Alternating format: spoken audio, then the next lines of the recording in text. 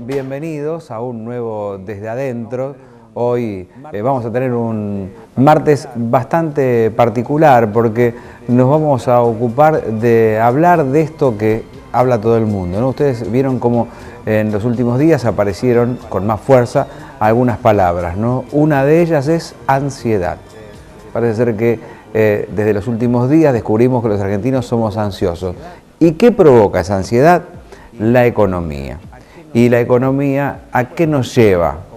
Bueno, a comprar dólares para garantizar que nuestros ahorros no pierdan valor, tal vez a comprar determinados productos para almacenarlos, teniendo en cuenta que estamos previendo que la recesión va a ser muy grande y que vamos a tener una nueva crisis. Bueno, así que vamos a ir hablando de estos temas, ¿no?, que aparecieron con fuerza en los medios de comunicación y en las redes sociales, y vamos a ver si podemos detectar, ¿no?, de dónde vienen y por qué vienen estas palabras que funcionan como disparadores o como claves aparentemente para nuestro cerebro. Bueno, cuando empecé a buscar me encontré con una conferencia de Martín Lustó en las conferencias de TEDx, ¿no? En el 2012 ya hablaba allí de la ansiedad y la economía. Así que vamos hoy a tomar justamente parte de esa conferencia para usarla como disparador. Pero para completar esta escena también tenemos que citar a Lilita Carrió, que en las últimas horas se convirtió nuevamente en el centro de la escena, de la discusión nacional, ¿no?, con unas recomendaciones que hizo para la clase media argentina.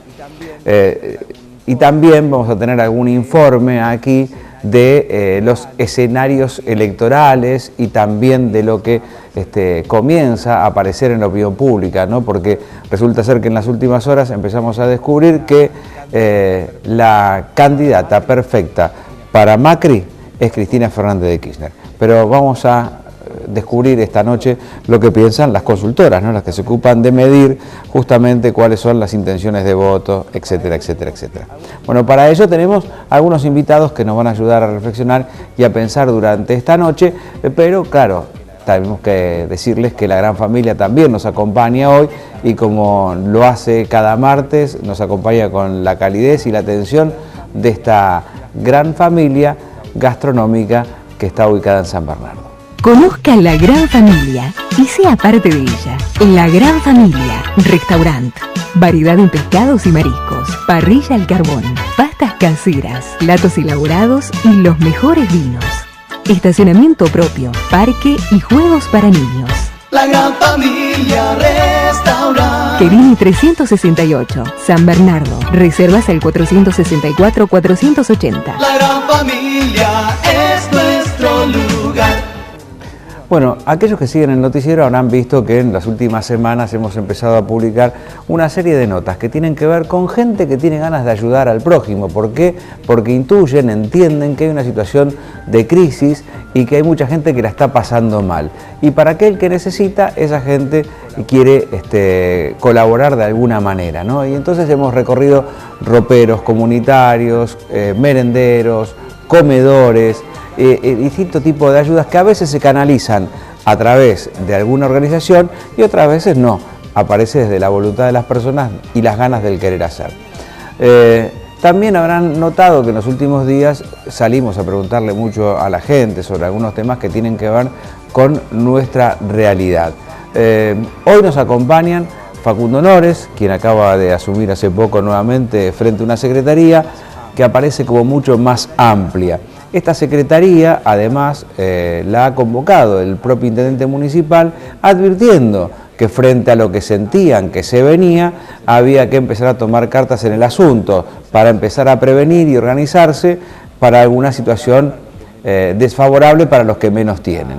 Bueno, también nos visita la Regina, que está a cargo de la Dirección de Derechos Humanos, pero además hoy lo vamos a invitar tal vez a repensar, ¿no?, esto de los mensajes y de las palabras que aparecen también en los medios de comunicación. Bueno, buenas noches a ambos. Buenas noches, Carlos. Bienvenidos. Para comenzar, me gustaría compartir con ustedes este material, digamos, de Lustó del año 2012, ¿no? A veces, ¿no?, uno se queda, no sé si les pasa, ¿no?, pero que a veces uno cuando mira para atrás y empieza a revolver descubre algunas cosas que tienen que ver con el presente, ¿no? Seguro. Bueno, los argentinos, esto de la ansiedad, ¿sienten ustedes que somos ansiosos o que la economía nos pone muy ansiosos? Sí, seguro. Lo que pasa es que la ansiedad, yo la puedo mirar de una perspectiva más psicológica. La ansiedad tiene que ver con la imprevisibilidad. En la medida que vos no podés proyectarte y estás constantemente, justamente haciendo lo opuesto, que proyectarte a una cuestión que es absolutamente incierta, la ansiedad es una respuesta esperable. Bien. Y a nivel político, a ver, nos prometieron un segundo semestre, ¿no? Es como que siempre la promesa es a futuro y la ansiedad tiene que vivir con la imposibilidad de habitar el presente. Entonces a lo que nos están invitando es a no habitar nuestra realidad, a no habitar nuestro presente y a intentar proyectarnos hacia adelante en lo que paradójicamente sería un futuro mejor, cuando en realidad lo que estamos viendo es que esta crisis es cada vez más profunda y cada vez más grave. Bueno, Lustó hace una pequeña descripción de este escenario. El tema de su conferencia es la ansiedad o ansiedad y economía, y hace una pequeña introducción que la compartimos ahora. La ansiedad o los trastornos de ansiedad son el fenómeno o el problema mental más grande que enfrenta el mundo, y más allá de las problemáticas personales que genera la ansiedad, desde el punto de vista social, la mayor fuente de ansiedad es la incertidumbre económica. Cuando la economía es mala, nos ponemos ansiosos, y para nosotros, para los economistas, la economía mala, la economía en mala salud, se llama recesión. Y está claro por qué la recesión genera ansiedad. Este es el promedio de lo que ha ocurrido en Argentina cada vez que hay una recesión. Hay 330.000 desempleados nuevos, hay más de 2 millones de pobres nuevos, y la desigualdad aumenta 10%.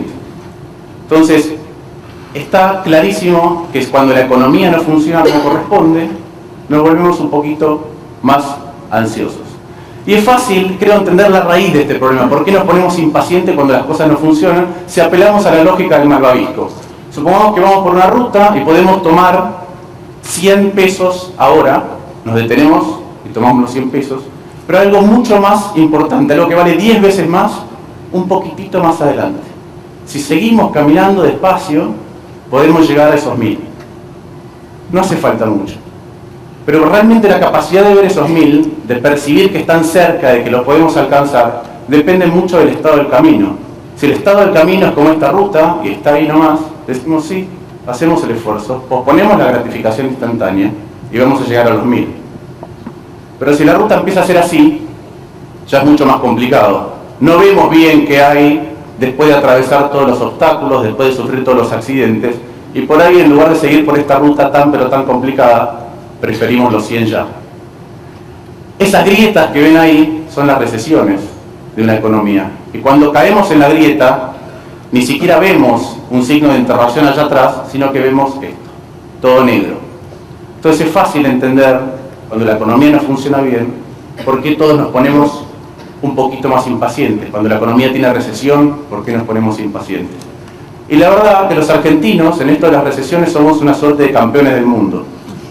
Nosotros hemos tenido, desde 1885, que hay datos, una recesión cada 4 años, en promedio. Solo 4 veces a lo largo de toda nuestra historia hemos podido crecer 4 años consecutivos al 4%, que tampoco es una tasa tan importante. Solamente 4 veces en aproximadamente 135 años, perdón, 115 años hemos logrado esto.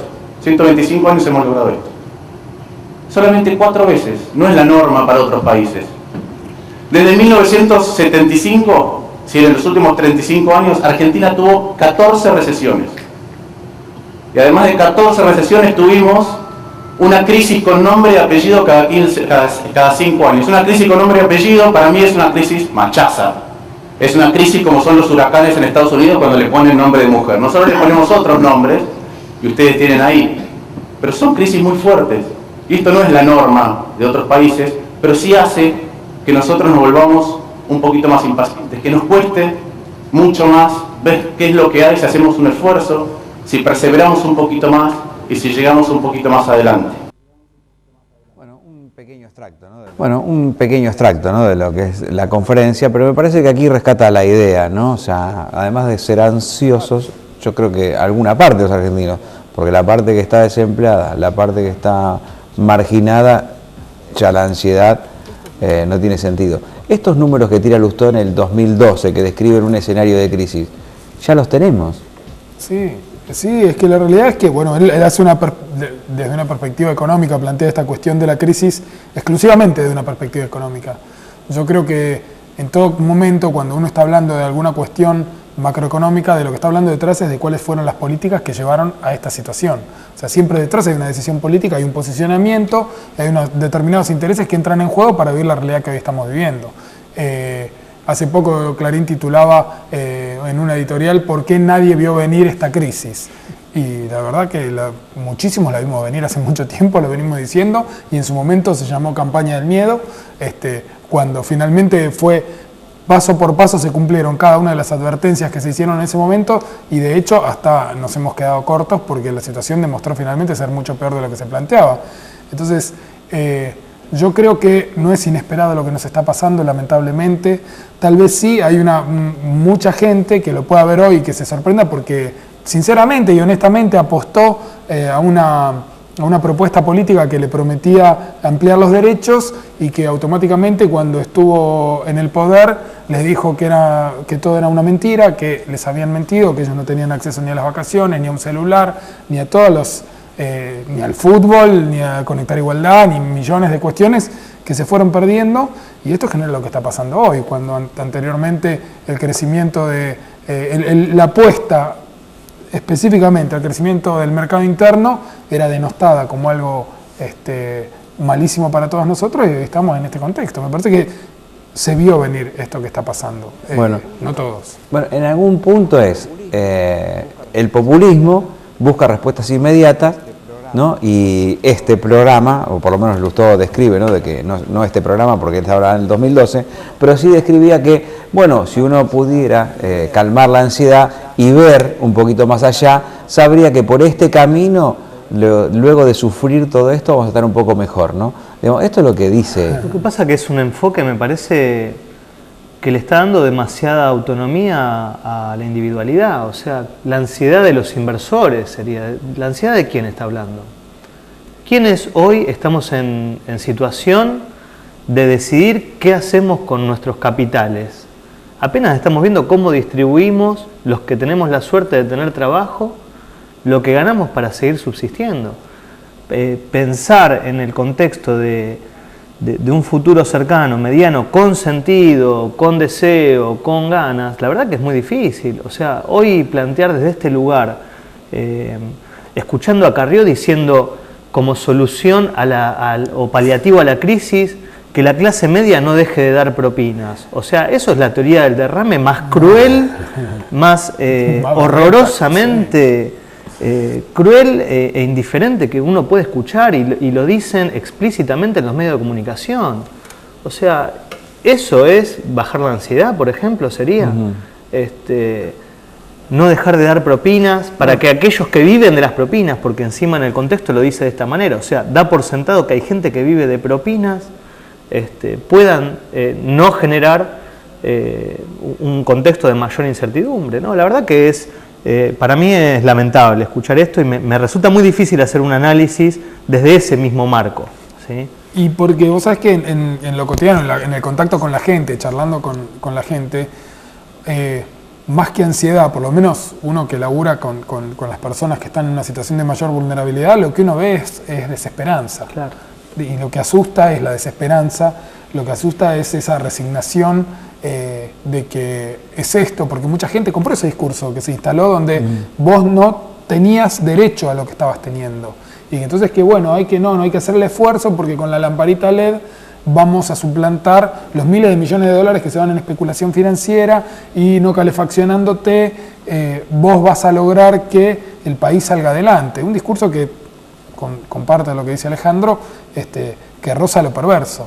Entonces, lo que vemos es que mucha gente, sinceramente, honestamente, compró ese discurso y hoy se vive una situación de desasosiego, de mucho malestar, donde nosotros estamos empezando a ver en lo cotidiano personas que no en ningún momento nadaron en la abundancia, pero tenían una cierta previsibilidad, tenían una cierta organización en su vida, en lo cotidiano, sabían cómo llegar al día 30, y hoy por hoy no llegan de ninguna manera.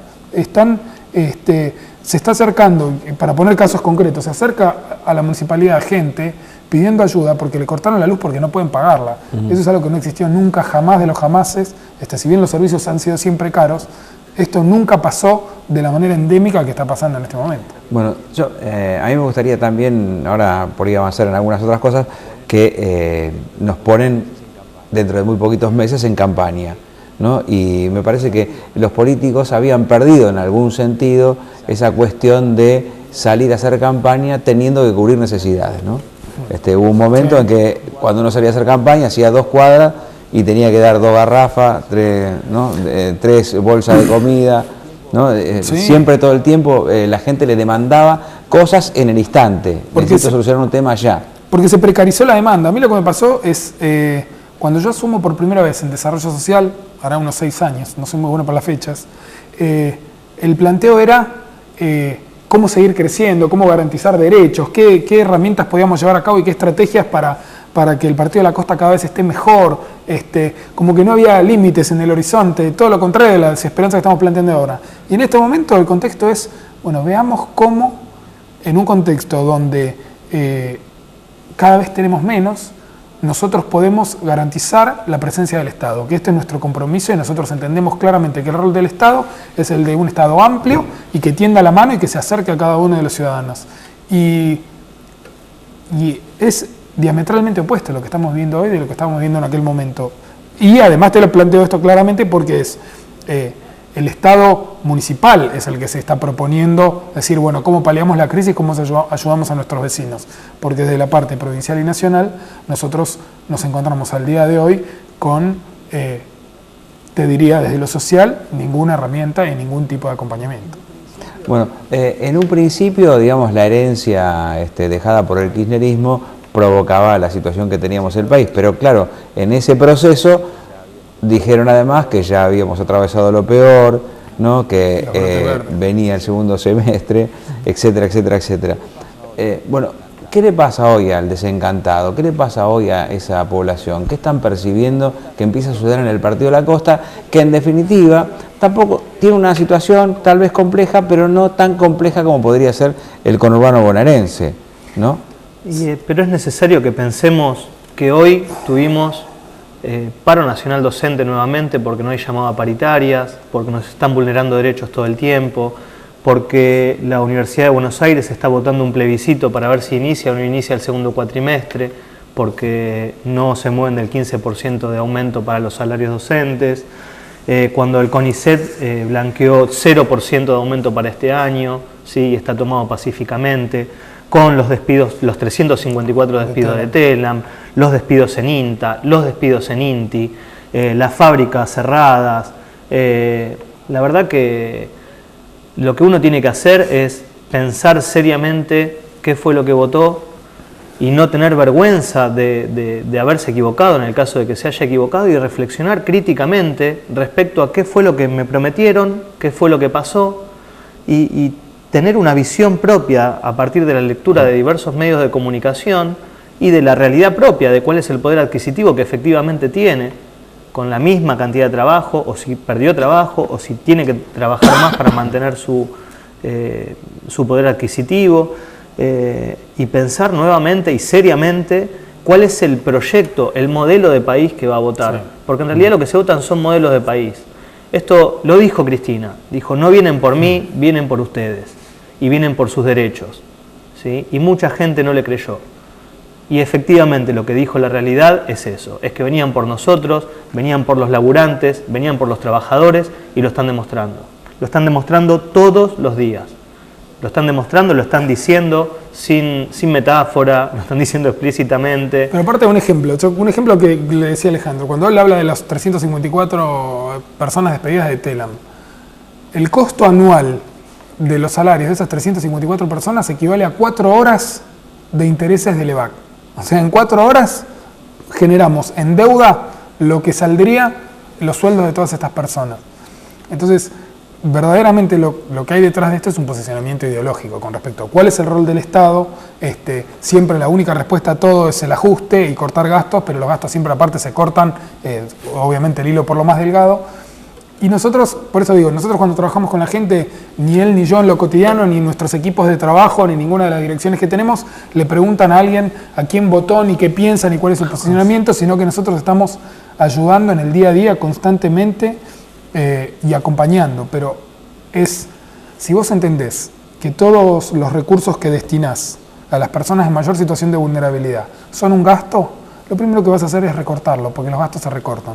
Nosotros entendemos que todas nuestras políticas sociales son una inversión en la comunidad y vuelven con muchísimas ganancias, por eso nuestro eje de las políticas es el deporte, es la cultura, es la educación, es la juventud, son los adultos mayores, es trabajar con la discapacidad.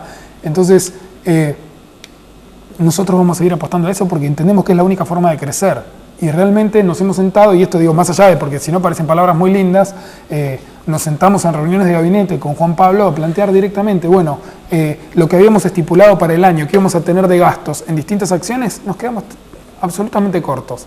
Y hemos duplicado el presupuesto en áreas muy sensibles y hemos planteado que en el tema de salud y en el tema de desarrollo social no vamos a tener límites. La municipalidad seguramente, si habrá otras cuestiones en las que pueda limitar los gastos, lo hará, pero no en eso. No en la persona que le está pasando mal, porque nosotros apuntamos a eso como la única forma de crecer. Bueno, desde lo político también se afirma, ¿no es cierto?, que hay una gran vocación del peronismo de tratar de interrumpir el mandato del presidente Macri a como de lugar, ¿no? O sea, esto está instalado así. Un poco lo plantea la propia Carrió, ¿no? Sí, bueno, Carrió dice que ahora que ella hizo toda la campaña de toda su vida en los medios, ahora dice que no hay que mirar la tele, que parece que, sí, que muchos periodistas que antes votaron a Cambiemos ahora le están haciendo campaña en contra. Realmente no me parece, Lilita Carrió, con todo el respeto que me puede merecer, una variable como para tener en cuenta nada, ¿no? Nada de lo que planteé me parece coherente. Lo que dijo con respecto al aborto, lo que planteó con respecto a las propinas, lo que dijo de la economía de la changa, ya es como que se inhabilita automáticamente con su propio discurso. Bueno, pero la realidad es que desde lo político aparece un posicionamiento como que nos dejaron un desastre, ¿no? Bueno, lo que dijimos era porque teníamos un exceso de optimismo, lo dijo el propio presidente de la Nación, ¿no? Y luego afirma que lo que dejaron fue un desastre, la Argentina está así porque... ¿Y cómo, si te dejan un desastre, cómo te pudiste endeudar en 2 años y medio en 130.000 millones de dólares? O sea, ¿quién te prestó ese dinero?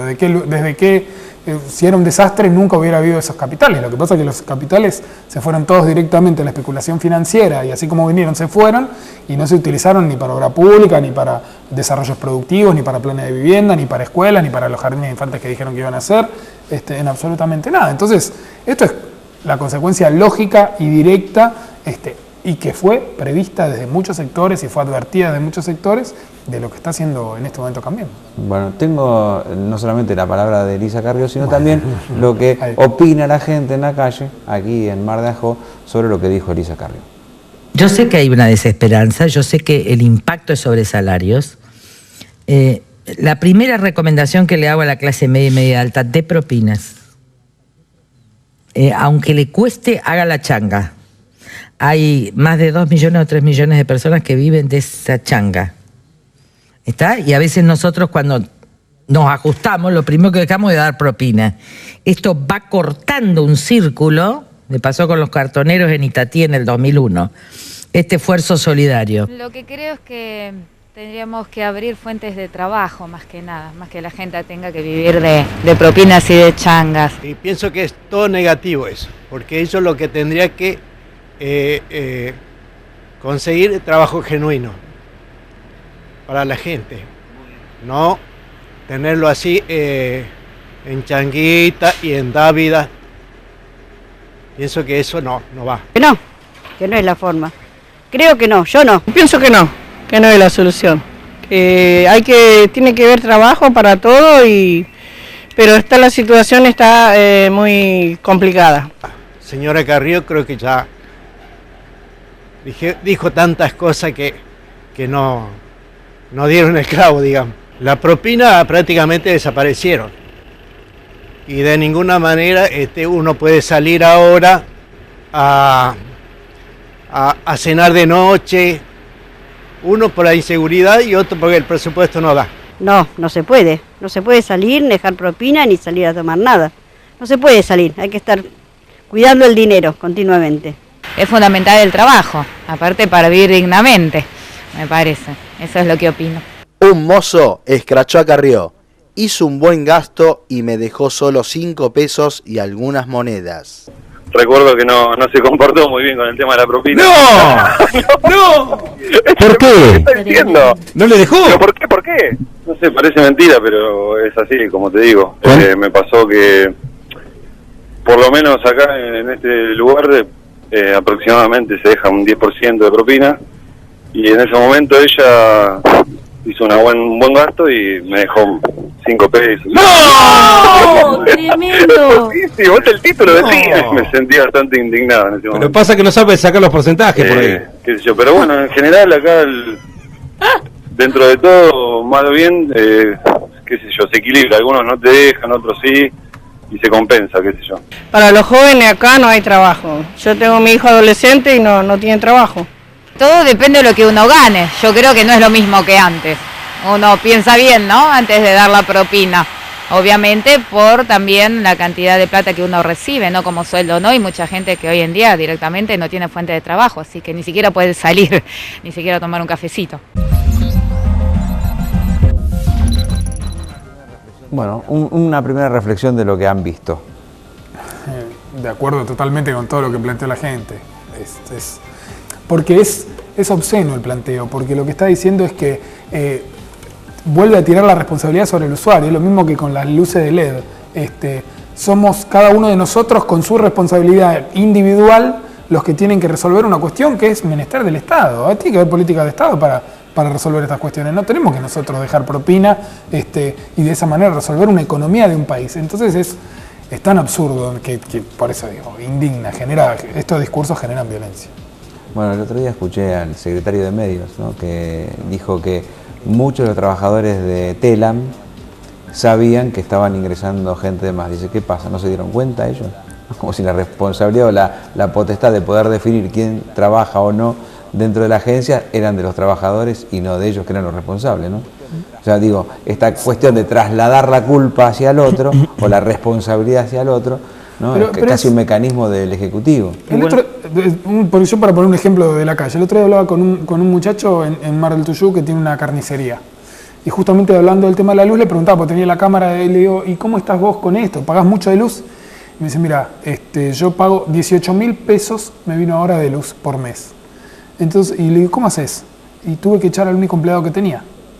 O sea, esta es la consecuencia directa, digamos, en pequeña escala de lo que está ocurriendo económicamente. O sea, es una familia que se queda sin trabajo porque hoy por hoy lo que le sale la luz a esa persona es el equivalente a un sueldo. Y así como contábamos todos los ejemplos que hay de reducción de fuentes laborales en el Estado, lo mismo está pasando en lo privado. Los privados están cesanteando, echando, reduciendo jornadas laborales en todo el país, porque justamente lo que se rompió es el mercado interno.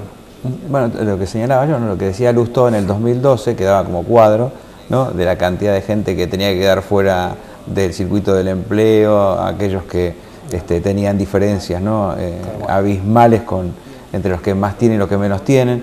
Bueno, todo eso hoy se da perfectamente, ¿no?, casi como un calco. De libro. Nuevamente, igual Carrió implementa, es indignante, ¿no?, lo de Carrió, o sea, lo que puedo decir es eso, pero un valor, una virtud cristiana, la de la caridad, ¿no?, para sostener una estructura económica. O sea, es demencial apelar a la buena voluntad del que tiene el capital para que los demás sobrevivan. Es algo que si nos lo tomamos en serio es gravísimo, ¿no? Pensar que el 51% de la ciudad de Buenos Aires votó a esta mujer también tiene que hacernos reflexionar.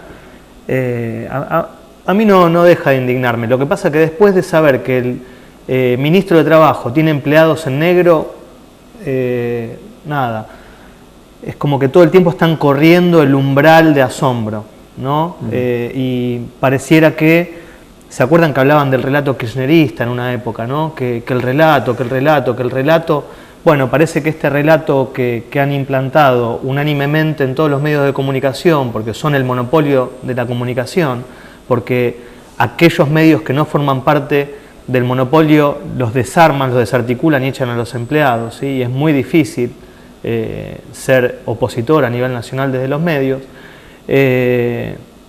Naturalizamos, ¿sí? O buscan que se naturalicen esta cantidad de atrocidades que si nos las ponemos a enumerar realmente no lo podríamos creer. Sí, yo te diría que no solamente es difícil ser opositor desde un medio de comunicación, tratar de sostener un medio de comunicación ya es una tarea difícil, porque también la gente entiende que, bueno, que nosotros cumplimos con una tarea, ¿no? Que tenemos que ir en búsqueda de la información y la verdad, y que eso no tuviera costo, ¿no? Sí, o sea, sí. no hay una idea de que eso es un trabajo, no hay una idea de que eso tiene un costo, ¿no?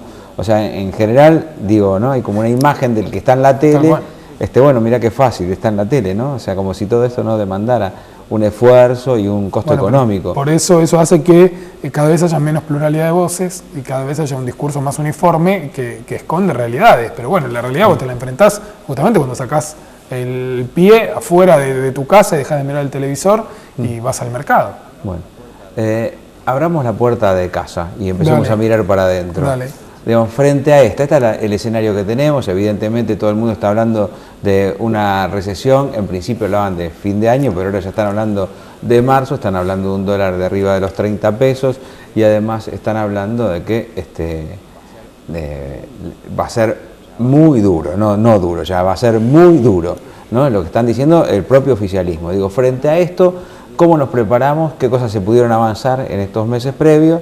En abril ya el intendente había dado señales en la apertura del Consejo Deliberante que iba a poner el acento en estas cosas, aunque ¿no? parecían exageradas en ese momento, hoy no lo parecen tanto, ¿no? Entonces, ¿qué se ha podido avanzar en ese terreno y qué cosas hoy se están haciendo en función de ver qué escenario tenemos en la costa? Bueno, como habrás visto por las opiniones que emitimos acá con Alejandro, o sea, nosotros obviamente con respecto por lo menos al corto y al mediano plazo no somos optimistas, sino todo lo contrario, pero eso no lo dejamos en un plano discursivo, sino lo que hemos hecho es decir, bueno, vamos a planificar y a trabajar en función de esta realidad. Este es el escenario que a nosotros se nos viene y ojalá pequemos de precavidos y todas las medidas que tomemos sean excesivas por el bien de la población del Partido de la Costa. Pero nosotros justamente estas reformulaciones en las distintas áreas en la municipalidad se hicieron para estar más cerca del vecino, para poder empezar a trabajar con cuestiones que hoy son urgentes, que antes no aparecían, como las cuestiones alimentarias, como empezar a repensar los espacios de merendero, como trabajar la temática de salud. Vos sabés que la recesión y la crisis económica tiene consecuencia directa e inmediata en dos temas puntualmente. Uno es la salud, o sea, la salud de la población automáticamente se perjudica por la cuestión económica, porque no hay el mismo acceso al alimento y a la misma calidad del alimento, se consumen menos proteínas, porque también la gente se calefacciona menos y vive en peores condiciones, porque hay más hacinamiento, entonces se produce mucho deterioro en lo que tiene que ver con la salud. Y la otra pata que es muy fuerte, que se ve acompañando este fenómeno, hay un gran incremento de situaciones de violencia. Hay muchas situaciones de vulneración de derechos, tanto de derecho de los niños, como situaciones de violencia de género y de violencia en general, porque también hay otra pata que es la violencia institucional, que también crece de manera exponencial. Entonces nosotros entendimos que este era un escenario posible y en función de eso es que empezamos a trabajar para ver cómo hacíamos para estar más cerca del vecino. Justamente nosotros tenemos, entre las muchas herramientas que tenemos, una red de centros comunitarios en el Partido de la Costa que la creó Juan de Jesús, la empezó a hacer en su primer gobierno y que fue pionera de la atención primaria, porque era cuando casi no había desarrollo de la atención primaria. Juan lo que planteó es, desde su conocimiento como médico, es que teníamos que llevar los servicios a los barrios y no esperar que la gente se acercara, porque más con las condiciones geográficas nuestras eso era imposible y no era efectivo. Entonces, a lo largo del tiempo... Además, no había colectivos. No, además no había en ese momento ni siquiera había colectivos. Sí, tal cual. Bueno, y además, al día de hoy igual es realmente un incordio para la gente tener que acercarse a otra localidad para recibir alguna asistencia básica. Nosotros, con el correr del tiempo, tanto la Dirección de Centros Comunitarios como la Secretaría de Salud llevaron un trabajo extraordinario en los centros comunitarios y los mantuvieron a flote y se constituyeron en referencia para los barrios con montones de actividades. Nuestra idea en este momento es sostener todo ese trabajo y a través de justamente un diagnóstico, porque también el Partido de la Costa tiene una particularidad, que la demanda o la necesidad en Villa Clelia no es la misma que en Mar de Ajó Norte, que no es la misma que en Nueva Atlantis, no es la misma que en San Bernardo o que en el Eva Perón. Y estoy tocando acá lo que es zona sur, ni hablar del resto de la costa. Entonces, en este momento lo que estamos haciendo es una primera etapa que va a ser muy breve, porque justamente el tiempo apremia y no podemos quedarnos en diagnósticos, pero sí de trabajar con todo el recurso humano, que es el que ha sostenido de una manera extraordinaria estos espacios, para a partir de ahí desarrollar distintas políticas que ya las tenemos bastante determinadas y estamos trabajando, y seguramente en no más de un mes vamos a estar lanzando todas las actividades que lamentablemente tienen que ver en algún punto con una demanda precarizada, o sea que es una asistencia que tiene que ver con la indumentaria, con lo alimentario y con cubrir las necesidades básicas. Bueno, y en este accionar, digamos, también hay previsto, por ejemplo, relacionarse con otras áreas. Producción podría hacer aportes también a esta preparación de logística, ¿no? Desde ya, bueno, una de las cuestiones que estamos trabajando es lo que tiene que ver con la economía social, con poder potenciar la capacidad productiva que tienen los habitantes de acá del Partido de la Costa, pero no es lo mismo esto de que hay la ley de la Gestalt que dice que el todo es más que la suma de las partes, lo que cada uno de nosotros podemos hacer por separado, cuando nos juntamos tiene un valor agregado que es muchísimo más, pero tenemos que ver que eso tenga un mercado en el cual instalarse, digamos, que ese producto que vos podés llegar a producir tengas a dónde colocarlo, tengas dónde venderlo. Entonces estamos trabajando muy fuertemente en lo que es todo lo que es economía popular y articulándolo con la Secretaría de Producción. De hecho, los pasos que se vienen dando con respecto a la pesquera, donde más de 1000 familias de la costa hoy viven directa o indirectamente de la pesca, es uno de los caminos a seguir. Bueno, la Regina, y desde su área, ¿qué cosas empiezan a percibir y qué cosas han modificado para tener mayores derechos? O por lo menos no perder más derechos. Bueno, nosotros hemos tenido que dar un giro de timón también respecto a nuestra planificación inicial, que contaba con muchas más actividades de promoción y bueno, y a partir de estas reuniones de gabinete y de las decisiones que se han tomado que nos parecen acertadas, hemos puesto todos los recursos al servicio de la protección de derechos. Así que nuestro equipo está volcado enteramente en territorio y bueno, como decía Facundo, estamos ante un brote a nivel nacional del aumento de la violencia institucional. ¿Sí? No estoy diciendo nada nuevo, desde el caso de Rafael Nahuel, de Santiago Maldonado, etcétera, Facundo. Estamos ante un gobierno represivo, sabemos que esta crisis brutal, que este ajuste monstruoso, lo digo por mi cuenta esto, pero no se sostiene sin represión. Estamos a 8 días de un paro general, hoy venimos de un día de paro nacional docente, que no es el primero, creo que es el 5.º día ya de paro nacional docente, y así podemos seguir enumerando tantas y tantas acciones de los distintos gremios que no se ven en los medios de comunicación, con mucha gente en la calle y con provocaciones. Lo vivimos con el caso Maldonado y con la gran represión que hubo en la ciudad de Buenos Aires. En lo local lo que queremos hacer es empezar a prevenir estos brotes de violencia de las fuerzas policiales y empezamos con una campaña de promoción, sí, de herramientas contra la violencia institucional. Comenzamos con los equipos de orientación escolar que hoy están en riesgo. así que no es menor hacer este comentario. Los quieren desarticular, los quieren desarmar, y han estado movilizados conjuntamente con los gremios, con los representantes locales de nuestros gremios, que se han movilizado no solo el día de hoy, sino también la semana pasada por este decreto que busca desarticular los equipos de orientación escolar. Bueno, no soy la persona indicada para hablar de este tema, pero no quería dejar de hacer mención a este punto. Y bueno, buscamos empezar a empoderar a nuestros jóvenes, a nuestros adolescentes, a nuestros estudiantes, para que tengan herramientas y no sean avasallados por las fuerzas policiales. Así que mañana tenemos el primer plenario de este año de fortalecimiento y promoción de centros de estudiantes, de escuelas secundarias. Así que bueno, vamos a promover fuertemente el trabajo con nuestros jóvenes y acompañar. En lo que tiene que ver con el trabajo cotidiano, la verdad que el aumento de situaciones es muy preocupante. Situaciones muy complejas donde diversos departamentos, diversas áreas de la municipalidad interactúan a la vez, porque hay situaciones de familias complicadas, con menores, con personas en situación de vulnerabilidad o de violencia. Entonces, lo que hay que hacer es tratar de aunar esfuerzos, de maximizar los recursos, de no superponernos y de coordinar esas acciones para que sean lo más eficientes posible. Así que estamos permanentemente en contacto y en trabajo articulado, en corresponsabilidad con la Dirección de Salud Mental de la Secretaría de Salud, con Acción Social, con el servicio local, con el servicio zonal, con la Costa Te Incluye.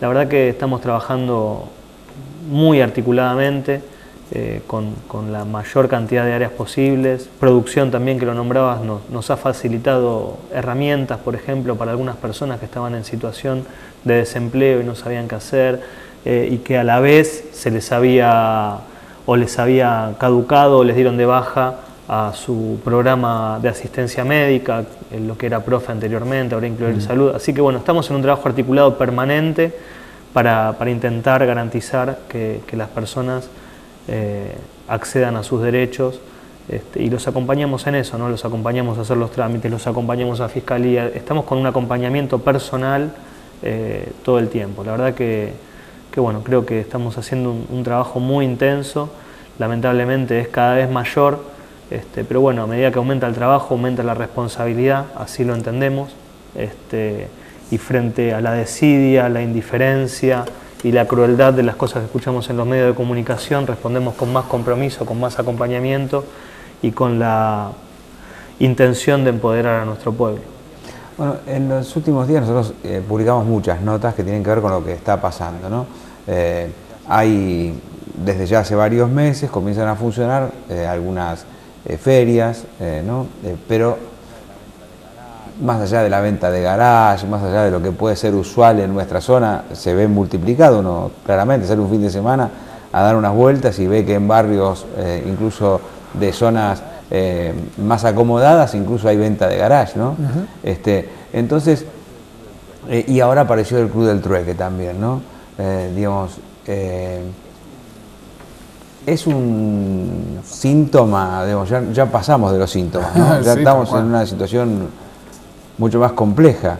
Sí, sin duda. Bueno, está apareciendo todo esto que tiene que ver con esto de la precarización de la economía y de la situación de los vecinos, de las ferias americanas que te encontrás una por cuadra en algunos barrios, y bueno, la gente está rebuscándosela justamente porque están pasando cosas que antes no pasaban, ¿viste? Pasaron cosas, como decía el presidente. Veníamos bien, pero pasaron cosas.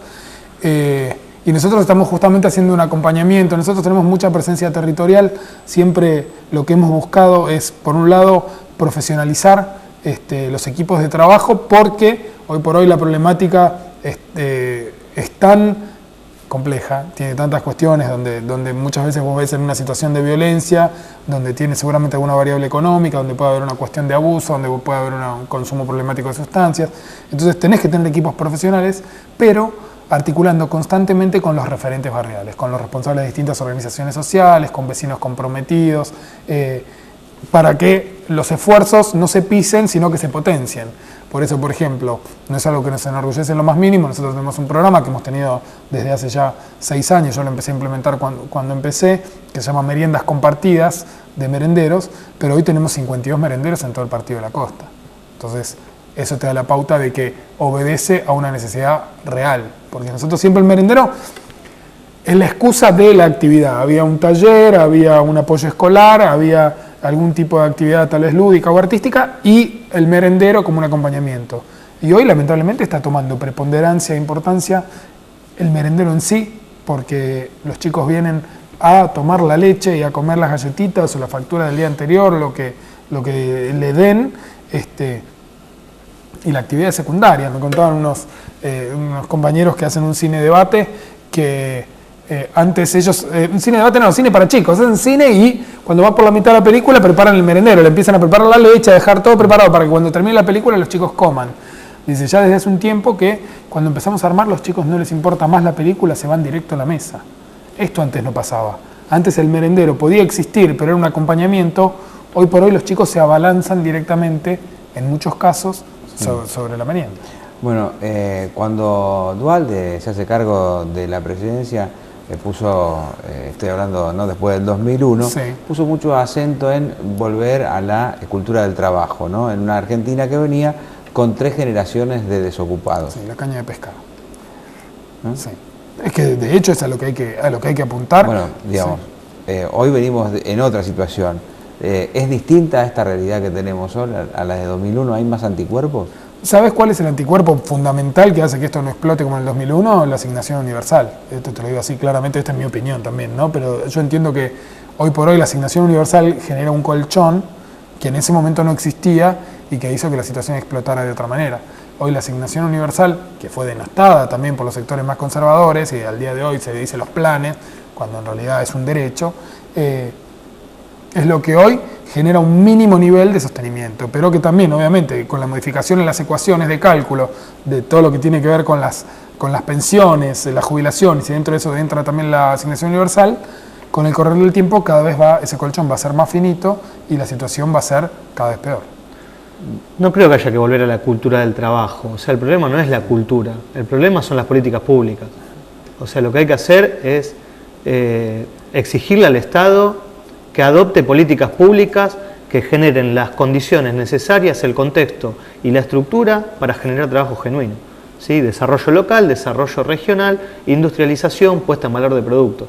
No pasa por una decisión subjetiva respecto de la cultura de los ciudadanos o del pueblo. Es una cuestión del Estado. Este también es mi punto de vista.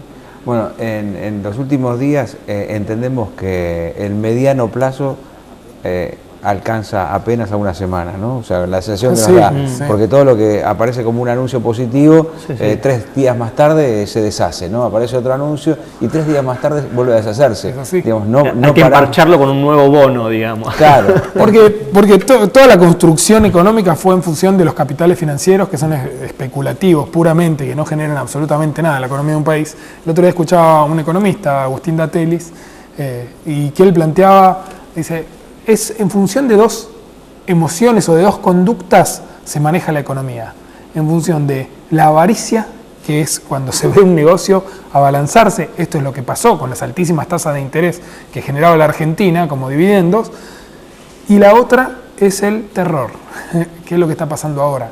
Están huyendo despavoridos todos los tenedores de bonos argentinos y eso está generando un colapso, porque es insostenible. Lo que está pasando hoy por hoy, a largo plazo, yo te diría que a mediano plazo, es insostenible. Entonces, por eso dicen la crisis de confianza. Carrió también cuando le plantea a los ojeros que, bueno, ellos fueron buenos nosotros fuimos buenos con ustedes, traigan la plata. No funciona así, la economía no funciona así por buena voluntad, y hoy lo estamos viendo. Si hoy puedo liquidar en 28 y dentro de un mes en 30, liquido dentro de un mes, ¿no? Exacto, y está pasando eso. Bien, muchas gracias por la visita a ambos. Tengo un pequeño informe que vamos a compartir ahora que tiene que ver con la Universidad Católica, que hizo un informe de lo que pasa con la infancia, ¿no? Y en particular este informe pone el acento en que los chicos, el 45% de los chicos entre 5 y 12 años asisten a algún tipo de comedor, ¿no? Tienen algún tipo de asistencia, un merendero, comedor, ¿no? Algún tipo de asistencia. Muchos de ellos en la escuela, ¿no? O sea, evidentemente ahí el primer muro de contención es en la escuela. Pero bueno, la verdad que fue un trabajo que salió hace pocos días atrás y nuestros compañeros elaboraron un informe con esto que lo vamos a compartir con todos los televidentes. Igual les quiero agradecer a ambos el haber venido. Un placer. No son días fáciles, Claro que no, pero bueno. Y encima habrá que combinarle luego a esta situación compleja la campaña política. Falta un montón. Sí, falta una eternidad, pero yo te diría que muchas veces los políticos no miden echar mano a cualquier desgracia como para poder hacer un poquito de rosca, para decirlo de alguna manera.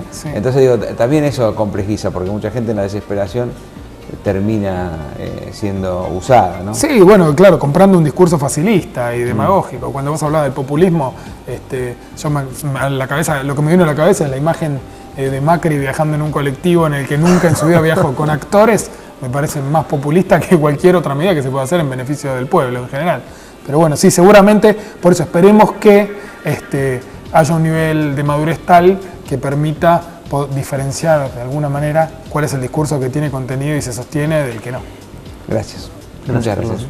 Bueno, el informe de la Universidad Católica que habla sobre nuestros niños.